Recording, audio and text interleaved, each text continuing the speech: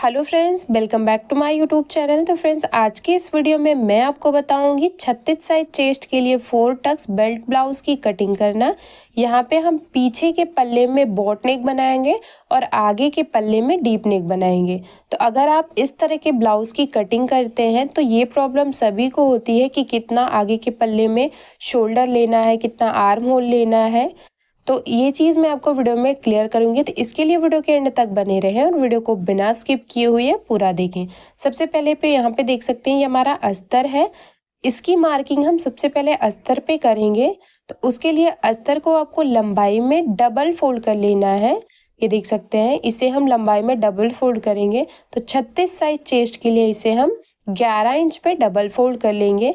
जितना भी आपके चेस्ट का चौथाई भाग हो उसमें आपको 2 इंच बढ़ा के अस्तर को फोल्ड कर लेना है। फोल्ड करने के बाद सबसे पहले हम पीछे के पल्ले की कटिंग करेंगे। उसके लिए नीचे से 1 इंच पे मार्क करेंगे और स्केल की मदद से लाइन को सीधा कर लेंगे। हाफ इंच की मार्किंग हमारी कमर पट्टी ज्वाइंट करने में जाएगी और हाफ इंच हमारा शोल्डर ज्वाइंट में जाएगा। इस मार्किंग को छोड़ते हुए आपको रेडी लंबाई को मार्क करना है। तो यहाँ से हमारे ब्लाउज की जो रेडी लंबाई है वो 14 इंच है। तो यहाँ पे हम 14 इंच पे मार्क कर लेंगे। आपकी ब्लाउज की जितनी भी रेडी लंबाई हो आपको उतने पे मार्क कर लेना है। स्केल की मदद से लाइन को इस तरह से सीधा कर लेंगे। ये देख सकते हैं। सीधा करने के बाद अब यहाँ पे पीछे की साइड हम बॉट नेक बनाएंगे, तो उसके अकॉर्डिंग आपको शोल्डर कितना रखना है। अगर हम डीप नेक बनाते हैं तो उसमें हम 5.5 इंच शोल्डर लेते हैं, लेकिन यहाँ पे हम बॉट नेक बना रहे हैं तो बॉट नेक में हम शोल्डर फुल शोल्डर रखेंगे 7 इंच। लेकिन अगर आप ऊपर की साइड बॉट नेक बना रहे हैं और नीचे की साइड डीप नेक बना रहे हैं और सेंटर में आप डोरी लगा रहे हैं तो उसमें आपको हाफ इंच शोल्डर को कम कर लेना है। तो 7 इंच नहीं रखेंगे, इसका शोल्डर हम 6.5 इंच रखेंगे क्योंकि सेंटर में हमें डोरी लगानी है। तो इस तरह से यहाँ पे हम 6.5 इंच पे मार्क करेंगे। अगर आप डोरी नहीं लगा रहे हैं, पूरा पैक बना रहे हैं, तो आपको फुल शोल्डर रखना है 7 इंच। तो यहाँ पे 6.5 इंच पे हमने मार्क कर लिया है। यहाँ से भी आपको 6.5 इंच पे मार्क कर लेना है इस तरह से। ये देख सकते हैं। मार्क करने के बाद स्केल की मदद से इस लाइन को भी सीधा कर लेंगे और इन दोनों पॉइंट्स को मिलाते हुए यहाँ पे भी लाइन को सीधा कर लेना है। ये देखिए, यहाँ पे भी हमने लाइन को सीधा कर लिया है। सीधा करने के बाद अब यहाँ पे इस तरह से आर्म होल के लिए मार्किंग करेंगे। तो आर्म होल की जो लंबाई रखेंगे वो हम 6.5 इंच रखेंगे इस तरह से। तो 6.5 इंच पे हमने मार्क कर लिया है। स्केल की मदद से इसे भी सीधा कर लेना है आपको। यहाँ पे देख सकते हैं। सीधा करने के बाद अब शोल्डर को आपको हाफ इंच डाउन करना है। डाउन किस साइड करना है? आपको गले की साइड नहीं डाउन करना है, आपको यहाँ पे स्लीव्स के साइड से डाउन करना है। अगर आप पीछे के पल्ले में बॉट नेक और आगे के पल्ले में डीप नेक बना रहे हैं तो आपको शोल्डर को स्लीव्स के साइड डाउन करना है। तो यहाँ पे हाफ इंच पे मार्क करके हमने तिरछे में मिला लेना है। ये चीज आपको याद रखनी है कि आपको शोल्डर को किस तरफ डाउन करना है। डाउन करने के बाद अब यहाँ पे देख सकते हैं, इसे हमने हाफ इंच डाउन कर लिया। अब यहाँ से हाफ इंच अंदर की साइड एक और मार्किंग करेंगे आर्म होल में गहराई को मार्क करने के लिए। हाफ इंच की मार्किंग करने के बाद इसे भी ऊपर वाली लाइन से तिरछे में मिला देंगे। हाफ इंच शोल्डर को डाउन करने के बाद जो हमारी शोल्डर की लंबाई है वो हमारी 6 इंच पे रेडी है। कोने से 1.5 इंच पे मार्क करेंगे इस तरह से। यहाँ पे देख सकते हैं, तिरछे में 1.5 इंच पे हमने मार्क कर लिया है। और मार्क करने के बाद अब हम यहाँ पे चेस्ट का चौथाई भाग मार्क करेंगे। तो हमारे चेस्ट का चौथाई भाग 9 इंच है, तो हमने 9 इंच पे मार्क कर लिया है। 1.5 इंच हमने इसमें सिलाई मार्जिन रखा है। अब इस तरह से इंची टेप को रखेंगे और इसे सेंटर से फोल्ड कर लेंगे। जहाँ भी इसका हाफ आएगा वहाँ पे मार्क कर लेंगे। तो ये हमारा 3 इंच पे आ रहा है, तो हमने 3 इंच पे मार्क करके तीनों पॉइंट्स को मिलाते हुए आपको पीछे के पल्ले के लिए आर्म होल की गोलाई को मार्क करना है। ये देख सकते हैं। अगर आप इस तरह से मार्क करके आर्म होल के लिए गोलाई को मार्क करें तो बिल्कुल आसानी से आप मार्किंग कर सकते हैं। आर्म होल की गोलाई की मार्किंग हमने कर ली है। अब हम कमर के लिए मार्क करेंगे। तो सबसे पहले कमर का चौथाई भाग 8 इंच, 1 इंच हमारा पीछे की साइड टक्स के लिए जाएगा और 1.5 इंच हमारा सिलाई मार्जिन होगा। 1.5 से 2 इंच ही आपको सिलाई मार्जिन रखना है, इससे ज़्यादा आपको सिलाई मार्जिन किसी भी साइज के लिए नहीं रखना है। स्केल की मदद से लाइन को यहाँ पे भी सीधा कर लिया हमने। सीधा करने के बाद अब यहाँ पे हम पीछे के पल्ले की जो मार्किंग है वो कंप्लीट हो गई है। हम बिल्कुल मार्किंग के ऊपर ही इसे कट कर ले रहे हैं। ये देख सकते हैं, बिल्कुल मार्किंग के ऊपर हमने इसे कट कर लिया है। अब हम आगे के पल्ले की कटिंग करेंगे। तो आगे के पल्ले की कटिंग करने के लिए सबसे पहले आपको अस्तर को आगे की साइड से 2 सूता बढ़ा के फोल्ड कर लेना है। अगर आप इस तरह से कटिंग करते हैं तो जो आपका आगे का पल्ला है वो कम नहीं होगा, बिल्कुल बराबर रहेगा पीछे के पल्ले के अकॉर्डिंग। सबसे पहले नीचे से 1 इंच पे एक मार्किंग करेंगे और इस लाइन को स्केल की मदद से सीधा कर लेंगे, क्योंकि जो हमारा आगे का पल्ला होता है वो पीछे के पल्ले से 1 इंच बड़ा होता है। तो सबसे पहले हमने 1 इंच इसे बढ़ा लिया है। बढ़ाने के बाद यहाँ पे जो 2 सूता हमने बढ़ा के रखा था वहाँ पे आपको मार्क कर लेना है। 2 लाइन आपको इस तरह से मार्क करनी है और मार्क करने के बाद इस लाइन को भी आपको स्केल की मदद से बिल्कुल सीधा कर लेना है, जैसा कि आप वीडियो में देख रहे हैं, बिल्कुल इस तरह से। अगर आप इस तरह से मार्क करके इस पे मार्किंग करते हैं इसको छोड़ते हुए, तो आपके आगे के पल्ले की जो कटिंग है वो बिल्कुल परफेक्ट तरीके से हो जाएगी। इसको मार्क करने के बाद अब हमें पीछे के पल्ले को आगे के पल्ले के ऊपर इस तरह से सेट करना है। नीचे वाली जो 1 इंच पे हमने मार्किंग की थी उस मार्किंग के ऊपर जो 2 सूते की हमने आगे की साइड मार्किंग की है उसको छोड़ते हुए, और मार्किंग करने के बाद बिल्कुल इसके बराबर से ही आपको मार्क कर लेना है। ये देखिए, इस साइड भी और यहाँ पे भी हम मार्क कर ले रहे हैं।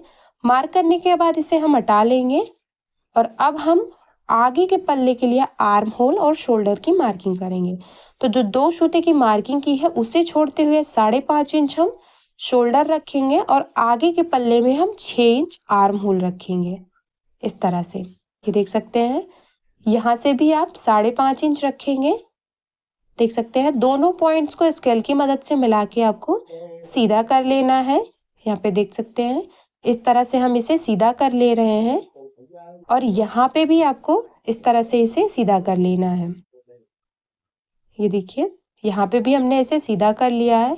सीधा करने के बाद अब यहाँ पे हम इस तरह से कोने से 1 इंच 2 सूता पे मार्किंग करेंगे। ये देखिए, आगे के पल्ले में हमें गहराई को भी मार्क करना है। इसके लिए यहाँ पे हम 1 इंच 2 सूता पे मार्क कर रहे हैं। बिल्कुल तिरछे में से मिला लेना है और मिलाने के बाद यहाँ पे देख सकते हैं, इसका हमें चेस्ट के चौथाई भाग मार्क करना है। तो ये हमारा 9 इंच 2 पॉइंट होगा, क्योंकि 2 पॉइंट हमने एक्स्ट्रा रखा है। जो भी हमने 2 पॉइंट एक्स्ट्रा रखा है उसे आपको ज्वाइन कर लेना है इसमें। यहाँ पे इसका सेंटर निकालेंगे तो हमारा 3 इंच आएगा और इन्हीं तीनों पॉइंट्स को मिलाते हुए आगे के पल्ले में गहराई की मार्किंग भी कर लेंगे। तो ये देख सकते हैं, आगे के पल्ले में भी हमारे आर्म होल की मार्किंग हो गई है।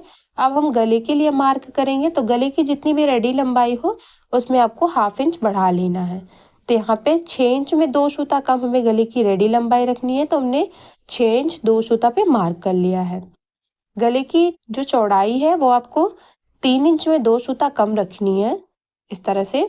अगर आप 2 सूते की लाइन को छोड़ते हुए मार्क करेंगे तो आपको 2.5 इंच रखनी है, नीचे से भी और ऊपर से। दोनों पॉइंट्स को मिलाते हुए सीधा कर लेंगे और गोल गले का शेप बनाएंगे इस तरह से। देख सकते हैं, गले की भी मार्किंग हमारी इस तरह से हो गई है।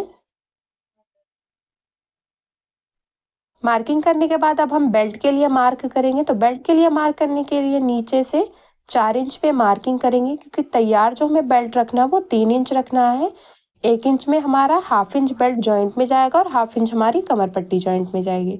पीछे की साइड से 3 इंच 2 पॉइंट पे मार्क करेंगे और दोनों पॉइंट्स को तिरछे में मिलाते हुए बेल्ट का शेप बनाएंगे इस तरह से। देख सकते हैं, जो 2 सूते की लाइन की मार्किंग हमने की है वो 2 सूता हमारा काज पट्टी और बटन पट्टी जब हम ज्वाइंट करेंगे तो उसमें वो हमारा ऐड हो जाएगा।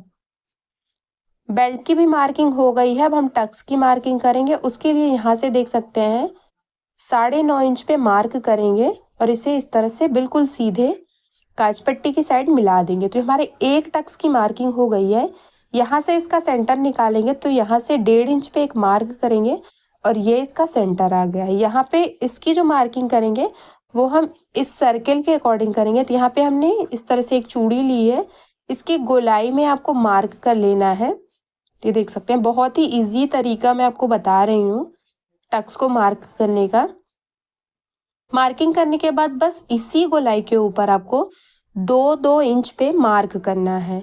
यहाँ पे देख सकते हैं, इस तरह से तिरछे में इंच टेप को रखना है और 2-2 इंच पे आपको 3 और मार्किंग करनी है, एक मार्किंग को छोड़ते हुए। यहाँ पे भी आपको इस तरह से तिरछे में रखना है, इस वाले पॉइंट से यहाँ पे भी 2 इंच पे मार्क कर लेना है और इस वाले पॉइंट से इस वाले पॉइंट तक भी आपको 2 इंच पे मार्क कर लेना है। ये देख सकते हैं, और चारों टक्स की ये हमारी मार्किंग हो गई है। ये हमारा दूसरा वाला टक्स, ये हमारा तीसरा वाला और ये हमारा चौथा वाला, चारों टक्स की मार्किंग हमने कर ली है। अब चारों टक्स को आपको स्केल की मदद से मिला लेना है। यहाँ पे इसे हम सीधा मिलाएंगे और यहाँ पे इसे हम तिरछे में मिलाएंगे। और जो तिरछे में मिलाएंगे, इधर देख सकते हैं, यहाँ पे जो इसकी दूरी होगी वो लगभग 2 इंच रखनी है आपको। ये देख सकते हैं 2 इंच पे हमारा आ रहा है। अब दूसरी वाली को हमने सेट कर लिया। अब इसे हम आर्म होल की साइड मिलाएंगे। तो ये हमारा आर्म होल की साइड सेट हो गया है। सेट करने के बाद अब किस टक्स को आपको कितना दबाना है ये चीज़ में भी मैं आपको वीडियो में क्लियर करूँगी। तो उसके लिए आपको सबसे नीचे वाला जो टक्स है उसे 1.5 इंच दबाना है। 1.5 इंच को इस तरह से फोल्ड करेंगे और सेंटर को मार्किंग के ऊपर रखते हुए दोनों तरफ मार्क कर लेंगे। इस तरह से देख सकते हैं, और मार्क करने के बाद स्केल की मदद से इसे तिरछे में मिला लेना है। दोनों साइड से इसे मिला लेंगे, क्योंकि नीचे का जो टक्स है उसे आपको 1.5 इंच दबाना है, बाकी जितने भी टक्स हैं उसे आपको सिर्फ हाफ इंच ही दबाना है। इस वाले टक्स पे भी हाफ इंच पे इस तरह से तिरछे में मार्किंग करेंगे। और जो ये हमारा आर्म होल की साइड का टक्स है इससे भी आपको हाफ इंच ही दबाना है। यहाँ पे भी हाफ इंच पे मार्क कर लेंगे। और जो हमारा काज पट्टी की साइड का टक्स है उसे लाइन के दोनों तरफ से आपको 2-2 सूता दबाना है। इस तरह से देख सकते हैं, ये 2 सूते पे मार्किंग कर ली हमने और यहाँ पे भी। तो चारों टक्स की मार्किंग हमारी कंप्लीट हो गई है और कितना दबाना है ये भी मैंने वीडियो में क्लियर कर दिया है। अब हम इसे मार्किंग के ऊपर ही कट कर लेंगे, जिस तरह से हमने इसे मार्क किया है। देख सकते हैं, बिल्कुल मार्किंग के ऊपर ही हम इसकी कटिंग कर रहे हैं। बेल्ट को भी अलग कर लिया हमने, साइड से भी इसे अलग कर लेंगे। और देख सकते हैं आगे के पल्ले की कटिंग भी हमने कर ली है। अब हम स्लीव्स की कटिंग करेंगे। तो स्लीव्स की कटिंग करने के लिए अस्तर को हमने लंबाई में डबल फोल्ड कर लेना है। इस तरह से देख सकते हैं, यहाँ पे हमने इसे डबल फोल्ड कर लिया है। अब हम इसे 4 फोल्ड करेंगे। तो 4 फोल्ड करने के लिए सबसे पहले आपको चेस्ट का जो भी चौथाई भाग हो उतने पे ही आपको अस्तर को 4 फोल्ड करना है। तो यहाँ से देख सकते हैं, बंद भाग की तरफ से हम इसे हाफ रखेंगे और खुले हुए भाग की तरफ से 9 इंच पे मार्किंग करते हुए स्केल को सेंटर में रखेंगे इस तरह से। और सेंटर में रखते हुए जहाँ पे हमने मार्क किया था वहीं से आपको अस्तर को डबल फोल्ड कर लेना है। अगर आप स्केल को इस तरह से सेट करके फोल्ड करते हैं तो बिल्कुल अच्छे से आपका फोल्ड हो जाता है। यहाँ पे आप देख सकते हैं 9 इंच पे हमारा 4 फोल्ड हो गया है। अब यहाँ पे हम 1.5 इंच पे एक मार्किंग करेंगे इस तरह से। ये देख सकते हैं, इसको लाइन को सीधा कर लिया हमने। सीधा करने के बाद अब जितनी भी स्लीव्स की रेडी लंबाई हो उतने पे मार्क करना है। तो हमारे स्लीव्स की जो रेडी लंबाई है वो 5 इंच है और 1 इंच हम इसमें प्लस करेंगे, क्योंकि हाफ इंच हमारा स्लीव्स को ज्वाइंट करने में जाएगा और हाफ इंच हमारा स्लीव्स में पट्टी ज्वाइंट करने के लिए। लाइन को सीधा करेंगे और बंद भाग से 2 इंच पे मार्क करेंगे इस तरह से। 2 इंच पे मार्किंग करने के बाद यहाँ से आपको ऐसे स्लीव्स को 3 इंच पे डाउन करना है, क्योंकि यहाँ पे ये हमारी जो स्लीव्स है वो 5 इंच की है। तो 5 इंच की स्लीव्स को आपको 3 इंच डाउन करना है। तो यहाँ पे हमने 3 इंच पे मार्क कर लिया है। मार्क करने के बाद मोहरी के लिए मार्क करेंगे। तो यहाँ पे देख सकते हैं, मोहरी के लिए हम 5.5 इंच पे मार्किंग करेंगे और यहाँ पे 1.5 इंच हम सिलाई मार्जिन रखेंगे। इस तरह से 1.5 इंच सिलाई मार्जिन के लिए मार्क कर लिया हमने। मार्किंग करने के बाद अब यहाँ पे हमें स्लीव्स की मार्किंग करेंगे। उसके लिए 2 इंच तक आपको स्लीव्स को सीधा रखना है बंद भाग की साइड से और खुले हुए भाग की साइड से जहाँ पे हमने 3 इंच पे मार्क किया था वहाँ पे आपको स्लीव्स को डाउन कर लेना है। जैसा कि आप वीडियो में देख रहे हैं बिल्कुल इसी तरह से आपको स्लीव्स के लिए मार्क करना है। तो ये हमारे स्लीव्स की मार्किंग हो गई है। अब हम गहराई के लिए मार्क करेंगे, तो उसके लिए यहाँ से देख सकते हैं 1/2 इंच अंदर की साइड एक और मार्किंग करेंगे इस तरह से। और ये देख सकते हैं स्लीव्स की गहराई की भी मार्किंग हमने कर ली है। अब यहाँ से इसे तिरछे में मिलाएंगे इस तरह से।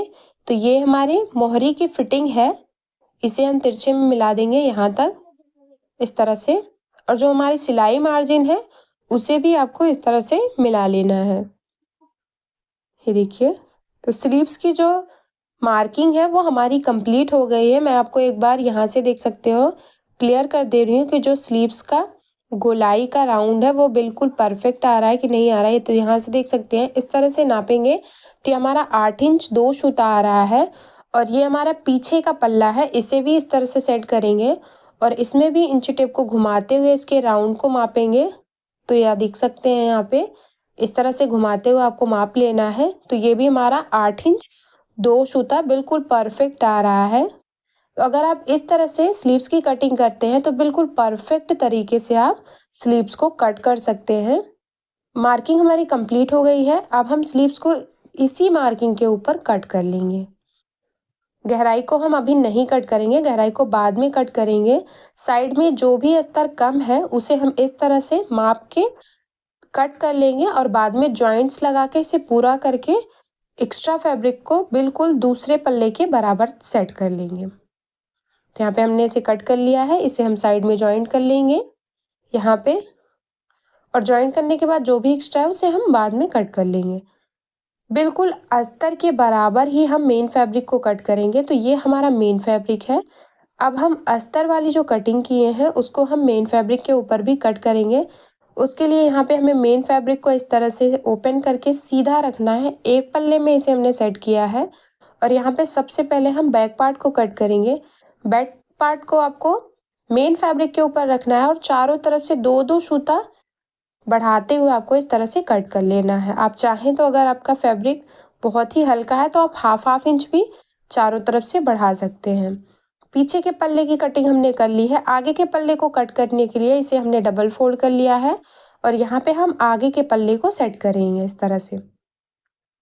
सेट करने के बाद आगे के पल्ले में भी आपको बढ़ा के ही कट करना है। यहाँ पे देख सकते हैं सेंटर से भी इसे अलग कर लेंगे। तो आगे पल्ले की कटिंग भी हो गई है। अब हमें यहाँ पे स्लीव्स को कट करना है, तो उसके लिए हम बॉर्डर को इस तरह से निकाल लेंगे। बॉर्डर को हम बाद में जॉइंट करेंगे और निकालने के बाद इसे लंबाई में इस तरह से डबल फोल्ड कर लेंगे। डबल फोल्ड करने के बाद इसके ऊपर भी अस्तर वाले पार्ट को इस तरह से रखेंगे और यहाँ पे इसमें भी चारों तरफ से बढ़ाते हुए आपको कट कर लेना है। तो यहाँ पे देख सकते हैं इसे भी हम बढ़ा के कट कर लिए हैं। यहाँ से भी इसे अलग कर लेना है। तो स्लीव्स की भी कटिंग हो गई है। अभी हमें बेल्ट की कटिंग करनी है। तो यहाँ पे हमारा फैब्रिक थोड़ा सा कम है, तो उसके लिए यहाँ पे एक बेल्ट की कटिंग हम इस पे करेंगे और दूसरे वाले बेल्ट की कटिंग हम दूसरे वाले फैब्रिक से करेंगे। इस तरह से देख सकते हैं यहाँ पे हम इस तरह से बेल्ट को भी कट कर लेंगे। एक बेल्ट की कटिंग हो गई है। अब दूसरे बेल्ट की कटिंग हम जो हमारा आर्म होल की साइड फैब्रिक निकला हुआ था वहां से कट करेंगे इस तरह से। आगे से आपका फैब्रिक इस तरह से सेट होना चाहिए। साइड से अगर कम भी है तो हमारा छटाई में निकल जाता है। तो सभी पार्ट को हमने कट कर लिया है। यहाँ पे देख सकते हैं बचे हुए कपड़े से हम काज पट्टी और बटन पट्टी भी लगा लेंगे। तो उम्मीद करती हूँ कि समझाने का तरीका आपको पसंद आया होगा। वीडियो पसंद आए तो लाइक शेयर सब्सक्राइब करना ना भूलें और मेरे चैनल पे नए हैं तो प्लीज़ यार चैनल को सब्सक्राइब करके बेल बटन को ज़रूर ऑन कर लें हमारी ऐसी ही लेटेस्ट वीडियो का अपडेट सबसे पहले देखने के लिए।